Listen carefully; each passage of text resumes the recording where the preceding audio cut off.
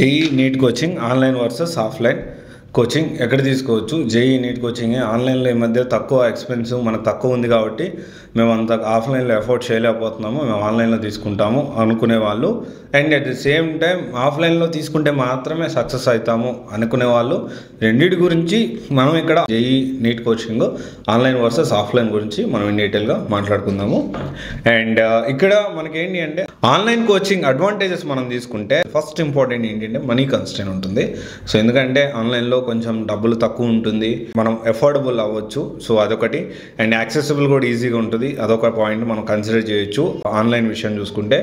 And తర్వాత వచ్చేసి location constrain, అంటే మనం ఒక చోటకి వెళ్ళాలనుకుంటున్నాం, ఎగ్జాంపుల్ మన కోటాలోనే ఒక మంచి ఇన్స్టిట్యూట్లో జాయిన్ అవ్వాలనుకుంటున్నాము, సో దానికి సంబంధించి కూడా మనం ఇక్కడి నుంచి తక్కువ ఫీజు తోటి మనం జాయిన్ అవ్వడానికి అవకాశం ఉంటుంది కోటాలో మంచి ఇన్స్టిట్యూట్ చూసుకుంటే. తర్వాత వచ్చేసి ఇక్కడ మనము సెల్ఫ్ లెర్నింగ్ అనేది ఉండాలి, ఎందుకంటే ఆన్లైన్లో తీసుకునే వాళ్ళు చాలామంది ఏంటి అంటే సెల్ఫ్ లెర్నింగ్ ఉన్న వాళ్ళకే వర్కౌట్ అవుతుంది, అలా కాకుండా నేను కొంచెం ఎన్వైర్న్మెంట్ కావాలి అంటే కష్టమవుతుంది. తర్వాత వచ్చేసి సెల్ఫ్ మోటివేషన్ కూడా ఉండాలి.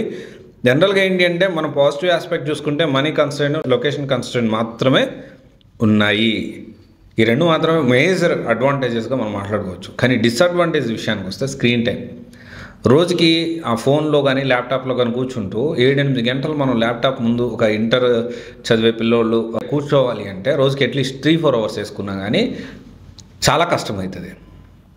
సో అదొకటి బిగ్గెస్ట్ డ్రాబ్యాక్. అండ్ ఇంకోటి వచ్చేసి ఏంటి అంటే మనం డివేట్ అయ్యేదానికి ఛాన్సెస్ ఎక్కువ ఉంటాయి. అండ్ ఇంకొక విషయం వచ్చేసి ఏంటి అంటే నో పీర్ గ్రూప్ అంటే ఏంటి అంటే బాగా చదివేవాళ్ళు ఒక గ్రూప్ ఆఫ్, అంటే జనరల్గా ఏంటి అంటే ఎప్పుడు కూడా మన పెద్దవాళ్ళ సామెత ఏంటి అంటే మీ ఫ్రెండ్స్ ఎవరో చెప్పండి, మీ క్యారెక్టర్ ఏంటో చెప్తాను అన్నట్లు అంటారు కదా. సో మనకి ఇక్కడ ఏంటి అంటే సరే నెగిటివ్ పాయింట్లో కాసేపు పక్కన పెట్టేసేస్తే పాజిటివ్ ఆస్పెక్ట్లో చాలామంది కలిసి ప్రిపేర్ అవుతూ, అంటే ఒక ఎన్వైర్న్మెంట్, అంటే నాకు డౌట్స్ వస్తే ప్రతిదీ మన సార్ దగ్గరికి వెళ్ళి లేకపోతే ప్రతిదీ ఫ్యాకల్టీ దగ్గరికి వెళ్ళి ప్రతిదీ ఇన్స్టిట్యూట్ వాళ్ళని మనం అడగలేము. ఖచ్చితంగా ఫ్లెక్సిబుల్ మనకు ఒక గ్రూప్ అనేది ఉంటే, అంటే ఫ్రెండ్స్ గ్రూపు మనందరూ చదివే వాళ్ళు అట్లాంటి గ్రూప్ మనం ఏర్పాటు చేసుకోవడానికి ఆఫ్లైన్లో అవకాశం ఉంటుంది, కానీ ఆన్లైన్లో అవకాశం ఉండదు అది. అండ్ ఇంకోటి వచ్చేసి ఏంటి అంటే కాంపిటీషన్. మనకి ఏంటి కాంపిటీషన్, మన పక్కన వాళ్ళు ఎలా చదువుతున్నారు, మనం ఎలా చదవాలి, ఇవన్నీ కూడా మనకి ఆన్లైన్లో తెలియవు. ఎందుకంటే మన ఇంట్లో ఉంటాము, మనం ఎంత చదువుతున్నాం ఎట్లా చదువుతున్నాం అనేది మనకు ఒక డిసిప్లిన్ అనేది కూడా ఉండదు.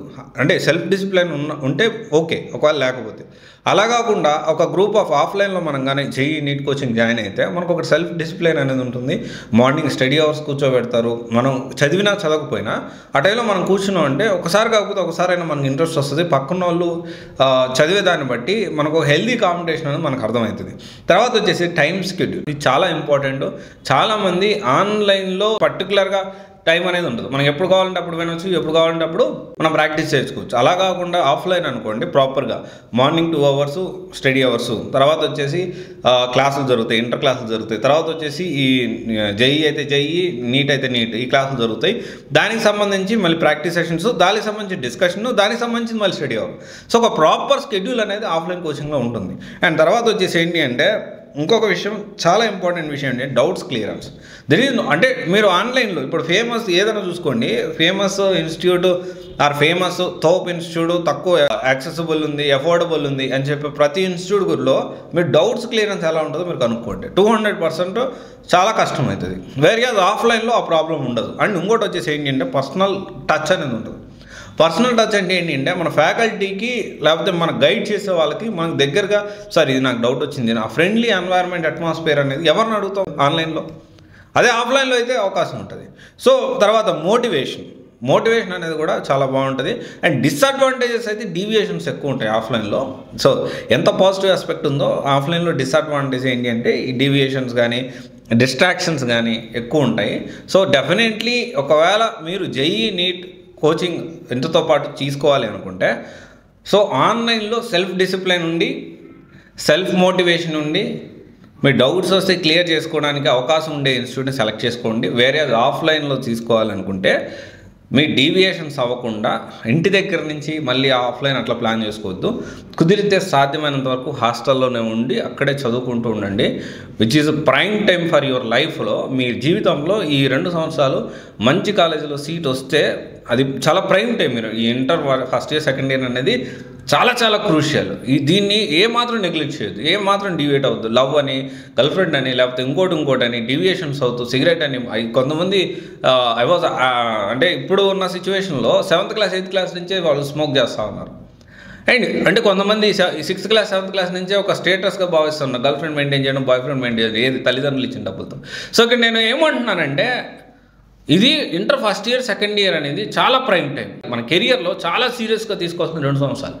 మీరు జేఈ నీట్ మంచి కాలేజీలో మీరు తెచ్చుకున్నారంటే మీ లైఫ్ చాలా బాగుంటుంది, విల్ బీ చాలా బాగుంటుంది. ఎందుకంటే మీకు డిఫరెంట్ అట్మాస్ఫియర్ ఉంటుంది. ఐఐటియన్స్ని ఎన్ఐటి వాళ్ళని నేను కలిసినప్పుడు నేను ఎప్పటికీ రెగ్రెట్ ఫీల్ అవుతాను. నేను ఇంటర్లో సీరియస్గా తీసుకొని ఉంటే నేను ఇంకా బెటర్ కమ్యూనిటీ ఉండేది, బెటర్గా నేను ఇంకా మంచి పొజిషన్లో ఉండేవాడిని కదా. సో డెఫినెట్లీ అఫ్కోర్స్ ఇప్పుడు కూడా నేను మంచి పొజిషన్లో ఉన్నాను, that is whole different story. But ఇంకా బెటర్ పొజిషన్లో ఉండేవాడిని కదా. ఎందుకంటే నాకు తెలిసిన ఇప్పుడు సార్ వాళ్ళు కానీ ఐఐటియన్స్ అని కొంతమంది ఫ్రెండ్స్ ఉన్నారు. వాళ్ళ ఐఐటి నుంచి బయటకు వచ్చి వాళ్ళ గ్రూప్ కానీ, కొన్ని కంపెనీస్ ఫౌండర్స్ కానీ, లేకపోతే ఎంటర్ప్రెన్యూర్స్ అయ్యారు, ఎడ్యూప్రెన్యూర్స్ అయ్యారు. మళ్ళీ ఇంటర్నేషనల్ ఆఫర్స్ వాళ్ళకి వచ్చాయి. డైరెక్ట్గా యూఎస్ మనం రెడ్ కార్పెట్ వేసి తీసుకెళ్తా ఉంది. సో తర్వాత యూపీఎస్సీ క్రాక్ చేసి ఐఏఎస్ ఐపీఎస్ అయ్యే వాళ్ళు దాదాపు ఎవ్రీ ఇయర్ 25 to 30% వాళ్ళు ఐఐటియన్స్ ఎన్ఐటి కాలేజెస్ నుంచి వచ్చిన వాళ్ళు ఉన్నారు.